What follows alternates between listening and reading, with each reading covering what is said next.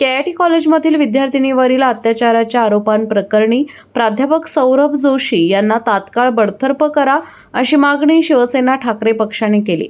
या घटनेच्या निषेधार्थ शिवसेना ठाकरे पक्षाच्या वतीनं कॉलेजचे अध्यक्ष सचिन मेनन यांना निवेदन देण्यात आले। कॉलेजमध्ये विशाखा समिती अंतर्गत तक्रार निवारण आणि अँटी रॅगिंग समित्यांची योग्य अंमलबजावणी झाली नसल्याचा आरोप पक्षाने केला। या प्रकरणात प्राचार्यांची ही जबाबदारी निश्चित करून त्यांच्यावर गुन्हा दाखल करावा। या प्रकरणाचा तपास IPS किंवा DYSP दर्जाच्या महिला अधिकाऱ्यांकडे सोपवावा अशी मागणी यावेळी करण्यात आली।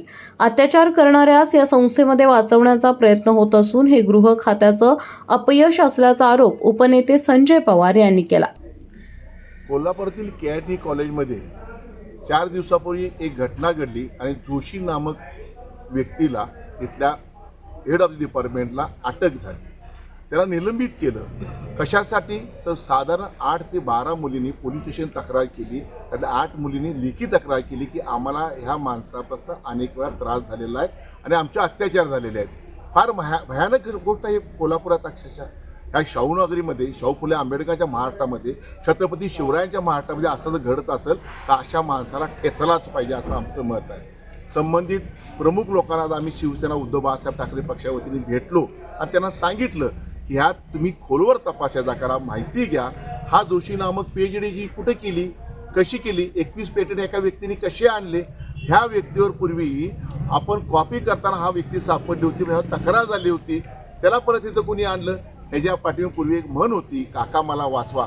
त्या पद्धतीने ह्या संस्थेमधील कोणतरी मामा मला वाचवा अशा पद्धतीने जोशींना अनेक वेळा वाचवण्याचा प्रयत्न झाल्यामुळं त्याचं धाडस वाढलेलं आहे आणि अनेक मुलींच्या बाबतीत असं घडलेल्या तक्रारी झालेल्या आहेत। आज नुसतं निलंबित नाही, त्या व्यक्तीला बडतर्फ करा आणि संबंधित जे प्राचार्य आहेत त्या प्राचार्यांची चौकशी झाली पाहिजे का ते स्वतः तेवढेच जबाबदार आहेत। एवढी मोठी घटना घडून सुद्धा हा माणूस इथं आलेला नाही आहे।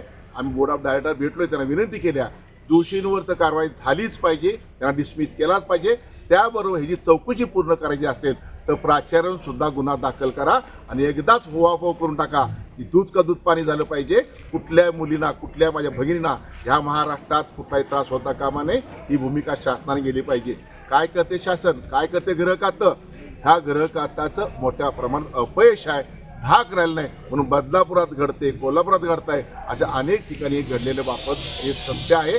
म्हणून भविष्यामध्ये असं काही घडू नये म्हणून कायदे कठोर झाले पाहिजेत आणि कायद्याची अंमलबजावणी करावी अशी आज आम्ही मागणी केली आहे। यावेळी विजय देवणे, प्रतिज्ञा उत्तुरे, राजू यादव, संजय जाधव, संतोष रेडेकर यांच्यासह पक्षाचे पदाधिकारी आणि कार्यकर्ते उपस्थित होते।